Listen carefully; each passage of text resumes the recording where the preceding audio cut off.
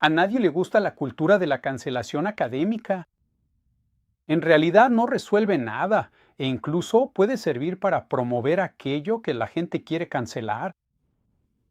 En este video quiero hablarles sobre lo que muchos académicos bien intencionados han cancelado de manera poco sabia e innecesaria, es decir, el uso de los términos gnosis y gnosticismo. Dicen que no existe, y esta afirmación no solo no es cierta, sino que además tiene consecuencias negativas para el estudio de los textos y tradiciones gnósticas. Quédense hasta el final de este video porque voy a repasar 10 ideas equivocadas sobre el gnosticismo que nos llevaron al problema sobre cómo deberíamos llamarlo. Soy el David Litua y en este canal hablamos sobre el cristianismo primitivo, el mundo grecorromano y la gnosis cristiana.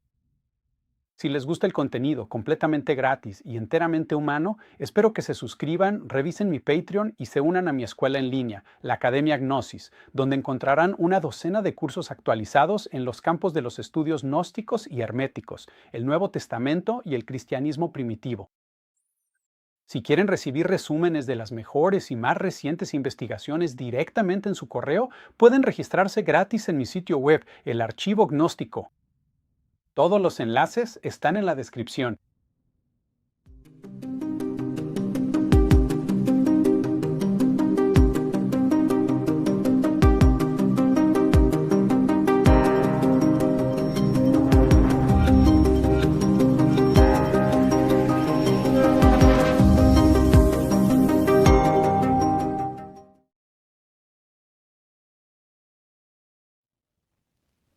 Algunos académicos dicen que la gnosis y el gnosticismo son solo categorías retóricas, y es cierto que una comprensión incorrecta del gnosticismo podría llevar a pensar que simplemente es otra forma de decirle a la herejía. Hay un uso útil y uno poco útil del término gnosticismo, pero el uso poco útil no debería hacernos desechar ese término. Los académicos que niegan que exista la gnosis o el gnosticismo también están recurriendo a la retórica. Negar la existencia del gnosticismo también es casi poco ético, ya que pasa por encima de las perspectivas de literalmente miles de personas, desde la antigüedad hasta hoy, que se han identificado como gnósticos. En realidad no importa cuándo se inventó el término técnico de gnosticismo en la época moderna. Los académicos usan términos como identidad y espiritualidad que nunca se usaron en la antigüedad, pero que siguen siendo útiles para hacer análisis académicos. Además de ser una postura retórica y equivocada, desechar el término gnosis o gnosticismo también es un despropósito práctico y económico, porque si le decimos a la administración de nuestra universidad que lo que estudiamos en realidad no existe, entonces obtendremos exactamente eso, nada, ni en términos de financiamiento, ni siquiera de atención académica. En 1950, el campo del esoterismo no existía y los académicos ignoraban todo tipo de fenómenos esotéricos como visiones, bilocación, premoniciones, influencias astrales y abducciones alienígenas. El estudio del esoterismo solo ganó fuerza cuando la realidad de la experiencia esotérica fue reconocida y considerada como existente entre los académicos y las comunidades académicas. Ahora bien, ¿quién tiene el derecho de decir que algo existe? Es una decisión colectiva, es su decisión. No solo los académicos, historiadores, sino ustedes, la gente común, pueden reconocer el gnosticismo como algo digno de estudio. Y una vez que la gente reconoce su existencia, entonces empieza a fluir el dinero y la gente comienza a estudiarlo. Seamos realistas, hoy en día hay una lucha muy práctica que tiene que ver con el dinero en Estados Unidos y en el mundo. No podemos estudiar algo si no tenemos dinero para escribir libros y crear bibliotecas. Los profesores liberales, cómodamente sentados en sus escritorios, no parecen reconocer que estamos en una batalla por financiamiento con personas que preferirían que solo nos enfocáramos en la historia tradicional, la ortodoxia y la Biblia. Hay cientos de colegios bíblicos, facultades de teología y seminarios que quisieran creer que la gnosis y el gnosticismo no existen. Cuando los estudiosos de Nag Hammadi y el gnosticismo dicen que el gnosticismo no existe, están haciendo el ridículo y están cortando la rama en la que están sentados. Miren a su alrededor. En los últimos 25 años, ¿cuántos departamentos de estudios gnósticos han surgido en las universidades modernas? Ninguno. ¿Cuántos profesores de gnosticismo específicamente han sido contratados? Ninguno que yo sepa. ¿Cuántas conferencias explícita y exclusivamente dedicadas al estudio de textos gnósticos han sido financiadas? Muy pocas. Desde que los buenos académicos dicen que el gnosticismo no existe, han creado un ambiente en el que, al menos para la academia, en realidad no existe y, por lo tanto, no recibe financiamiento.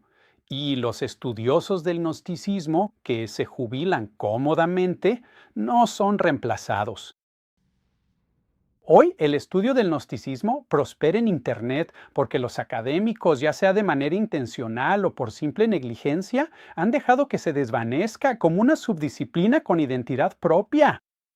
Pero el estudio del gnosticismo puede experimentar un renacimiento en la academia si estamos dispuestos a llamarlo por su nombre y a comprenderlo de verdad.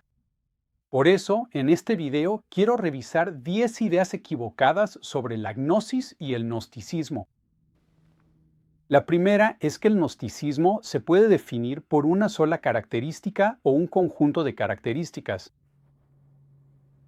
Es cierto que el gnosticismo no es un sistema religioso unificado, con un credo o una lista de ideas esenciales. No existen rasgos gnósticos esenciales ni un conjunto esencial de características. El gnosticismo siempre se ha caracterizado por una combinación de diversos rasgos y de parecidos de familia, la chispa divina, la revelación del Dios desconocido, las enseñanzas esotéricas, la oposición a los arcontes, etc. Diferentes personas y grupos van a enfatizar diferentes rasgos en distintos momentos. El gnosticismo no es tanto un sistema o una teología como una espiritualidad. Una espiritualidad no se compone tanto de ideas, sino más bien de un conjunto de disposiciones mentales, como una sensación de no pertenencia, una actitud transgresora, un sentimiento profundo de humildad ante lo divino, etc. Una espiritualidad no tiene una esencia. La característica gnóstica principal en la que la gente suele fijarse es el demiurgo maligno. Creo que soy el único académico que ha escrito una monografía completa sobre el concepto del demiurgo maligno, así que sé una que otra cosa al respecto. Demiurgo es una palabra elegante, pero simplemente significa creador o constructor. Los gnósticos, como muchos cristianos, reconocían a un creador. Simplemente no lo veían como la máxima expresión de la divinidad. Cada vez que la gente ve a un creador maligno, piensa en el gnosticismo, y es entendible. Pero, de nuevo, no hay un rasgo esencialmente gnóstico. El gnosticismo no necesita un creador maligno para ser gnosticismo. Hay muchas espiritualidades gnósticas que no tienen una figura central de creador, o si tienen figuras creadoras, como ángeles, no son necesariamente malignas. Para los cristianos valentinianos, el creador es ignorante, no malicioso. Cuando uno lee toda la literatura de Nag Hammadi, no solo fragmentos, se da cuenta de que algunos gnósticos no tienen un creador maligno o ni siquiera una figura creadora, y no tienen problema con eso. Piensen en libros como El trueno y el Evangelio de Tomás. Idea equivocada número 2. El gnosticismo necesariamente es negativo o pesimista. Si leemos estudiosos como Hans Jonas, definitivamente uno se queda con la impresión de que los gnósticos eran rebeldes nihilistas que odiaban a Dios, al mundo y a sí mismos. Este es otro poderoso malentendido. Los gnósticos quizá pintaron el panorama más oscuro de nuestro mundo material, pero solo para enfatizar que el mundo de luz al que realmente pertenecemos es completamente dichoso, pacífico y maravilloso. Su enfoque no está en el mundo inferior en absoluto, sino en el mundo eterno de las eternidades o eones, en el que todo es luz, alegría y paz. Nuestro verdadero ser pertenece a este mundo de luz. Inevitablemente nos sentimos atraídos a él como nuestro hogar y tarde o temprano regresaremos a él. Este periodo en el que sufrimos bajo las estrellas y bajo dominación ajena es solo temporal. La materia misma y su organización son solo temporales. Y a la luz de la eternidad, nuestras vidas aquí son casi insignificantes. A pesar de su sufrimiento, los gnósticos tienen la alegría permanente de una victoria consumada sobre las tinieblas. Idea equivocada número 3. El gnosticismo implica odio al cuerpo. Esta idea es tan común y ha hecho tanto daño a la reputación de la gnosis y el gnosticismo, porque en el mundo moderno se supone que todos debemos amar y aceptar nuestro cuerpo, incluso si está enfermo, discapacitado o deteriorado. Pero decir que los gnósticos odian el cuerpo es una simplificación tan grande que ni siquiera se acerca a la verdad. Para los gnósticos, el cuerpo es una plataforma limitante. Es una especie de prisión. Ahí no pertenecemos. Es mortal y está condenado a morir, pero el verdadero ser del gnóstico es eterno. Son espíritus eternos atrapados en una máquina que algún día tiene que descomponerse. Los gnósticos sienten que, en el fondo, deberían estar volando entre las estrellas, pero están atrapados en el cuerpo de un caracol, arrastrándose en el fondo del océano.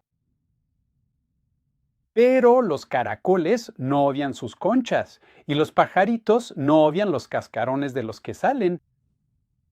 Los gnósticos saben que van a salir de esta cáscara mortal.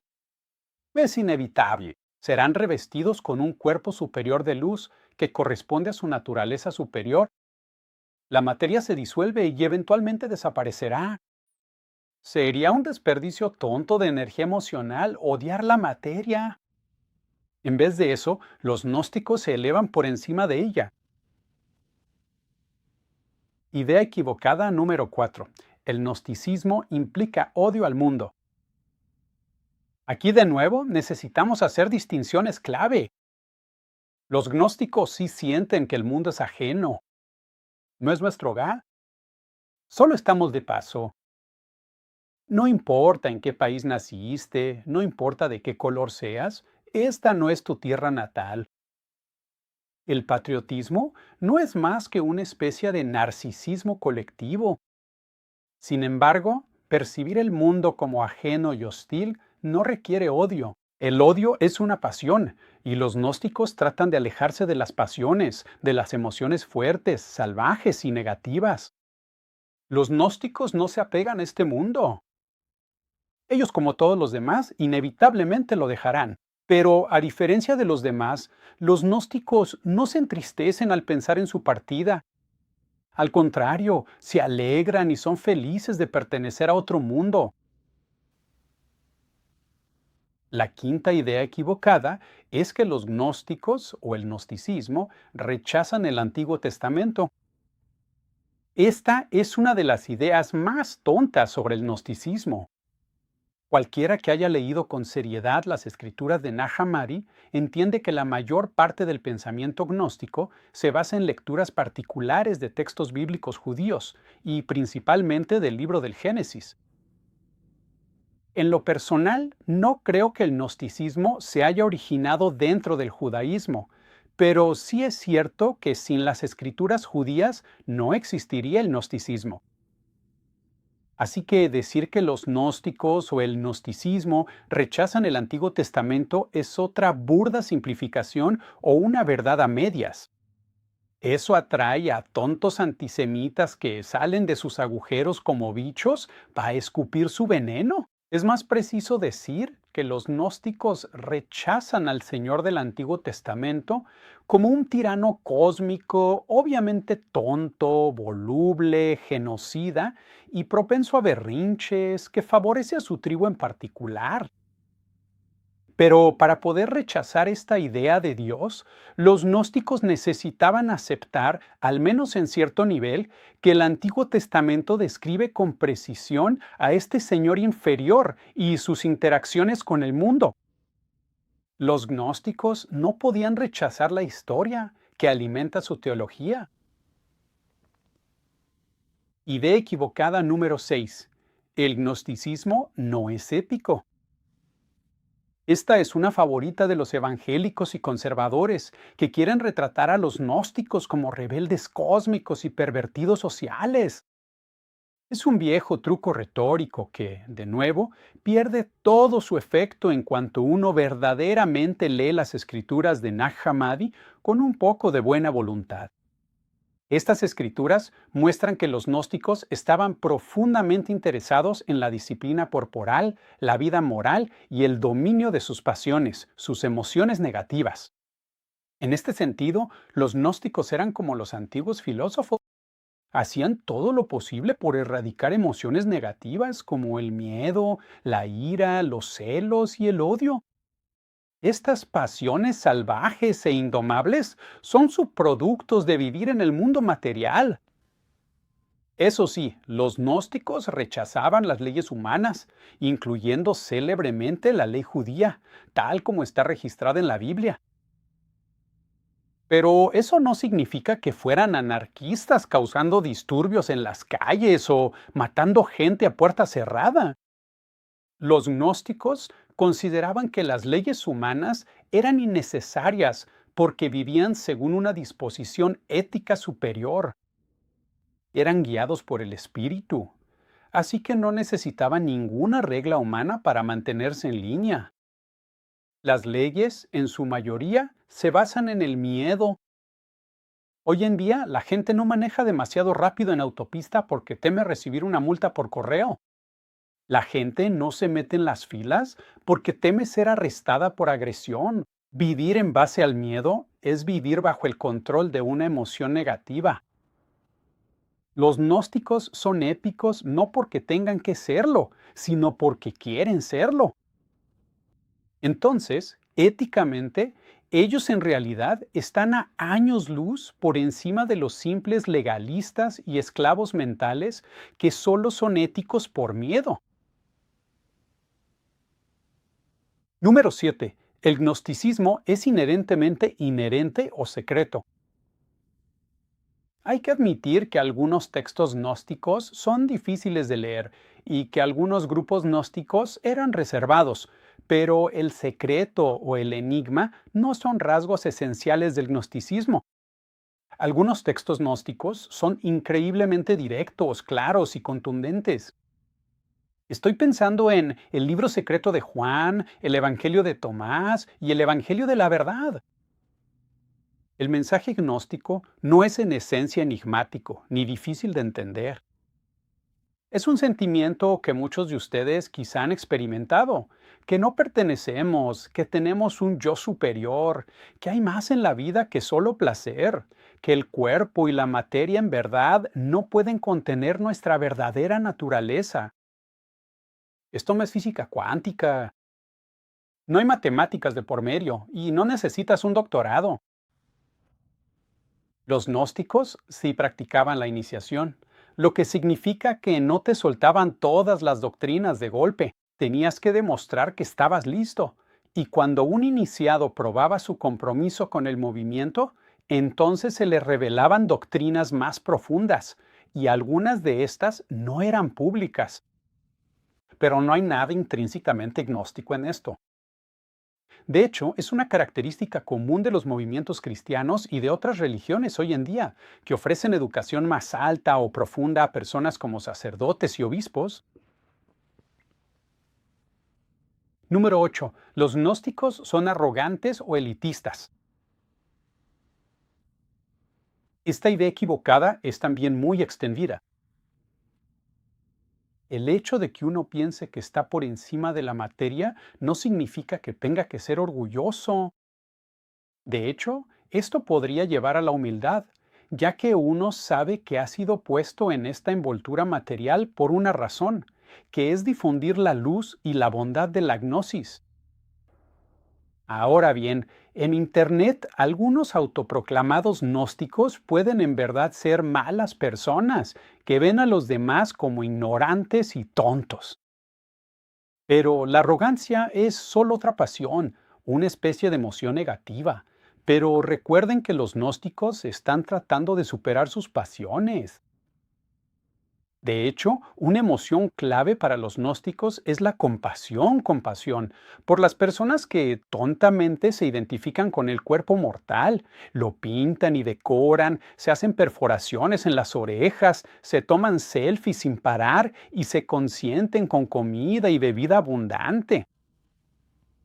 Y no es de extrañar que toda la industria publicitaria trate de convencerte las 24 horas del día, los 7 días de la semana, de que te tienes que comer una hamburguesa o tener ese auto de lujo. Pero en el mejor de los casos, estas cosas son irrelevantes y en el peor dañinas. Los gnósticos no juzgan a las personas, salvo quizá para compadecerlas por hacer sus prisiones tan hermosas que pueden ser felices y olvidar la idea de que viven en una prisión. Número 9. Los gnósticos son marginados sociales o apolíticos. Ahora bien, esta idea equivocada podría basarse en una verdad a medias. Hay algunos gnósticos que son quietistas, pero no tienen por qué serlo. De hecho, yo diría que en realidad no hay manera de ser completamente apolítico en este mundo. Elegir no votar o irse a vivir fuera del sistema en una comuna son ambos actos políticos. Son formas de protesta moderada. Los gnósticos fueron y son afectados por la injusticia en este mundo, tanto como cualquier otra persona, porque a menudo son víctimas de la injusticia y de la exclusión social. ¿Quién sabe? Tal vez si asistes a una protesta te podrías topar con un gnóstico. Los gnósticos trabajan para hacer de este mundo un lugar mejor y más compasivo, no porque piensen que el mundo es su hogar final o incluso el hogar de sus hijos, sino porque intentan reflejar la justicia y la paz suprema del mundo superior en este. La luz brilla en la oscuridad y la oscuridad no puede vencerla. La décima idea equivocada es que el gnosticismo no es cristiano. Esta es quizá la mayor herejía de todas. En mi opinión, si en esencia el gnosticismo es algo, yo diría que es cristiano.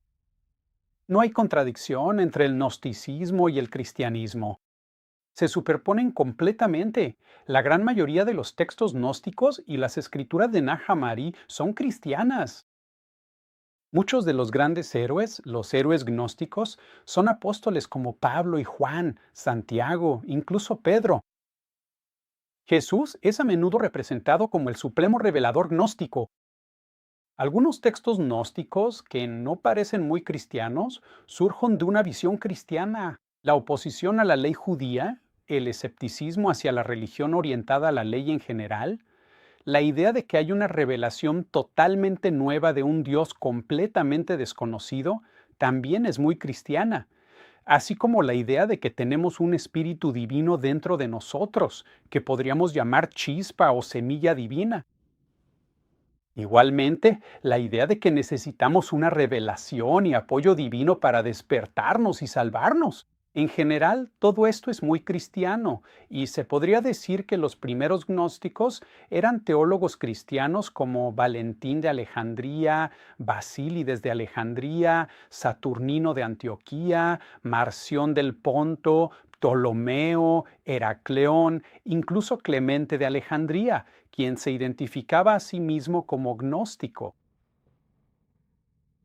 Una última idea equivocada que podría agregar, a manera de conclusión, es que el gnosticismo está muerto. Pero sea lo que sea el gnosticismo, amigos míos, definitivamente no está muerto. No estoy afirmando que existió alguna línea ininterrumpida de gnósticos que sobrevivió desde Alejandría solo para aparecer en Los Ángeles a través de los cátaros y los caballeros templarios. El gnosticismo no necesitaba sobrevivir en una línea continua de sucesión, y la tradición gnóstica es inherentemente inestable. Al mismo tiempo, los movimientos gnósticos surgen de manera natural a lo largo de la historia en varios lugares, porque la espiritualidad gnóstica es, se podría decir, perfectamente natural para el cerebro humano y expresa inclinaciones humanas. La Biblia, yo diría, es gnóstica en sí misma. Pero los intérpretes ortodoxos han estado tratando de suprimir los elementos gnósticos de la Biblia durante 2000 años. De hecho, siguen tratando y fracasan en cada generación. La salvación tiene que ver con el conocimiento, que en griego es la palabra gnosis. Lean Juan 17, versículo 3. Cito, y esta es la vida eterna, que te conozcan a ti, el único Dios verdadero, y a Jesucristo, a quien has enviado. Así que, por más que lo intenten, los académicos que quieren sonar muy inteligentes no pueden cancelar el gnosticismo, ni como término ni como realidad.